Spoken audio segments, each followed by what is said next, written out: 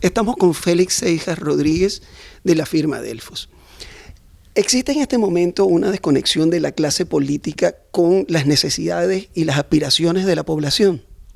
Claro, si lo vemos por diferentes niveles socioeconómicos, en las clases bajas, más que desconexión, lo que hay es no presencia. Es decir, esa presencia que existía antes, los partidos políticos metidos en los barrios, los partidos políticos haciendo reuniones, conexión con la gente, esto empezó a variar, esto empezó a cambiar, los partidos políticos fueron perseguidos, fueron duramente castigados, la presencia se perdió allí, y al perderse esa presencia, pues por supuesto que eso como consecuencia, pues también hay cierta desconexión con las principales necesidades, o por lo menos con el sentir de estas clases bajas. ¿Y en los otros sectores de la población? En los otros sectores hay más conexión en el sentido que la presencia está allí. Hay comunicación, hay asambleas en las que la gente participa, hay varias alcaldías que están en manos de la oposición, entonces los partidos políticos tienen presencia allí. Quizás lo que pueda estar ocurriendo es que el mensaje que se le está transmitiendo quizás no va en sintonía con la urgencia que muchos sienten. ¿A qué se refiere con que no va en sintonía con la urgencia? No va en sintonía con la urgencia, es que las personas sienten que este problema es un problema que ya se ha prolongado por mucho tiempo, las personas sienten que la solución debe ser rápida, hay que hablarles y hay que decirles que, bueno, lamentablemente una solución rápida, primero es contraproducente, segundo es difícil que sea de esa manera, es decir, esto hay que enfocarlo como un problema que se debe resolver o que se debe ir trabajando para que en el mediano plazo entonces podamos obtener resultados, y tú tienes que transmitirle eso de manera clara a la gente. No es sencillo, no es fácil, pero hay que hacerlo. El sector radical que se expresa en redes sociales es mayoritario, es decir, ese es el sentir mayoritario.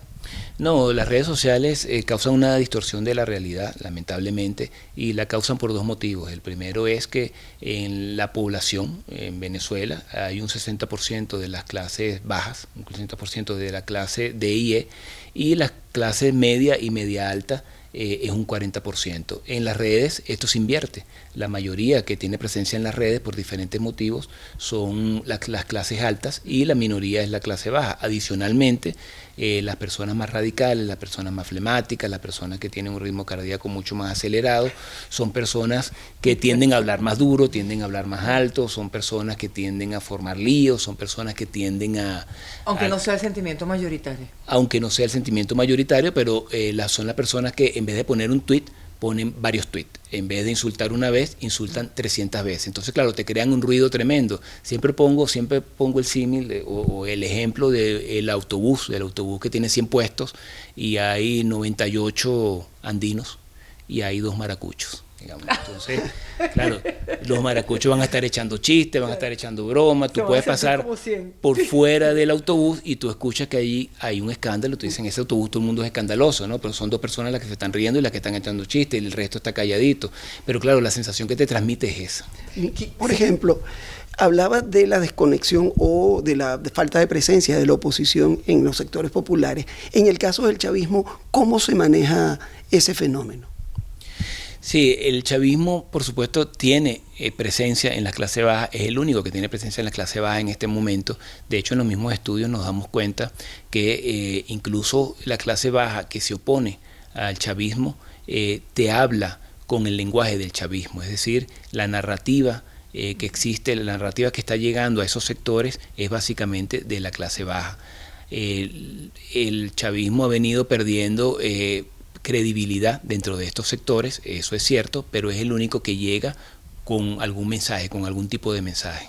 ¿Quién es el líder de la oposición en este momento? ¿Quién capitaliza el sentimiento anti-Maduro o antigobierno? El referente sigue siendo Juan Guaidó, y sigue siendo Juan Guaidó por largo. Quizás una diferencia que vemos con el pasado es que anteriormente los líderes que eran referentes siempre representaban alguna institución de manera clara. Por ejemplo, Capriles, por supuesto que tiene sus seguidores, por supuesto que tiene quien lo apoya, pero Capriles en su momento tuvo el gran respaldo opositor porque era parte de la Mesa de la Unidad Democrática y ganó unas primarias incluso, es decir, esa era la base. En este momento Juan Guaidó es más la persona.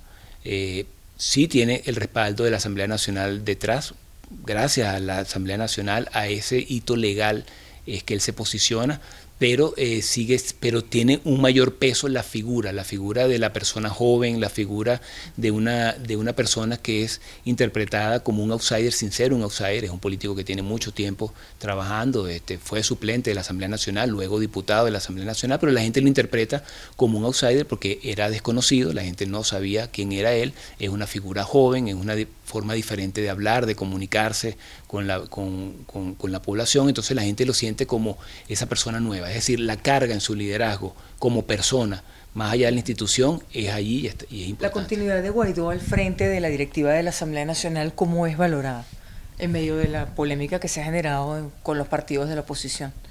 Es valorada de manera positiva por la mayoría. Hay un sector, por supuesto, que la critica, pero es valorada de manera positiva. Era importante por dos motivos. El primer motivo es que manda un mensaje de unidad, manda un mensaje de cohesión dentro de las fuerzas opositoras, que es una de las principales demandas de la población. La población siempre le ha exigido a la oposición que se una, que sea coherente, que trabaje de manera unida. Bueno, este acuerdo lanza ese mensaje, que los diferentes factores se pudieron poner de acuerdo en esto. Y lo segundo es que ya Guaidó es un líder que tiene conexiones con la comunidad internacional, ya hay toda una estructura trabajando alrededor de él, y cambiarla a estas alturas hubiese sido bastante difícil. Aparecieron unas fotos con paramilitares, ¿esto puede afectar su imagen? Más allá de lo que haya ocurrido en las distintas versiones. No, esto va a ser algo puntual, lloverán las críticas como están lloviendo, pero esa página se va a pasar sin lugar a dudas. ¿Cómo percibe la población en sus estudios el tema de la negociación en Barbados o los mecanismos promovidos por el Reino de Noruega? También es valorado de manera positiva. Esto no quiere decir que la mayoría de la población sienta que aquello va por sí solo a generar un resultado. Es decir, la gente sabe que es complicado, la gente sabe que es difícil, y lo sabe principalmente porque siente que el gobierno tiene pocos incentivos para ceder en un proceso como este. Sin embargo, el principal deseo del venezolano es que eso llegase a tener algún tipo de resultado positivo. ¿Cómo es percibido Maduro como presidente, como líder del oficialismo? La confianza en Maduro ha bajado bastante, empezó a bajar desde el momento en que llegó a la presidencia.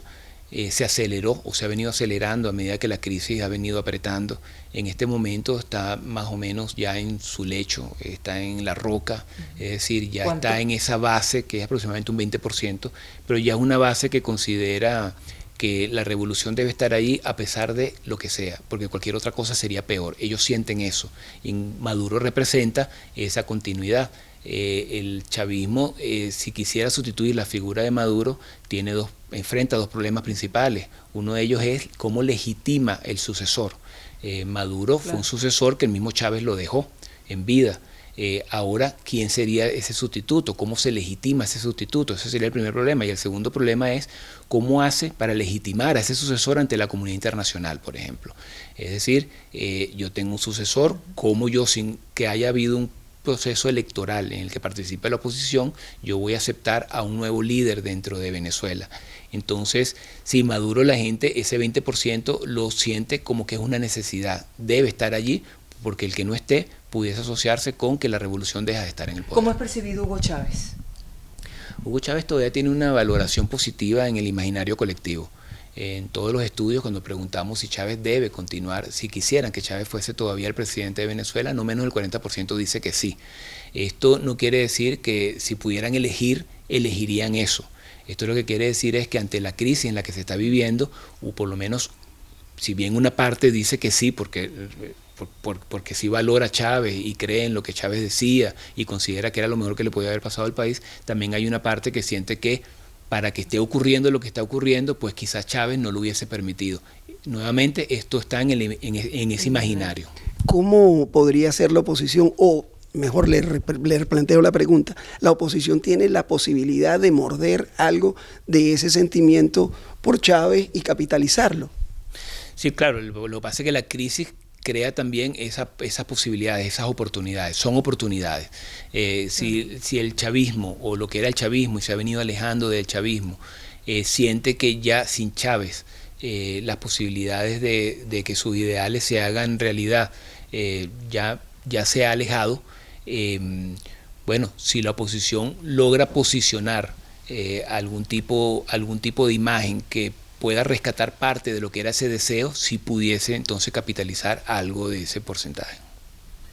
Muchísimas gracias.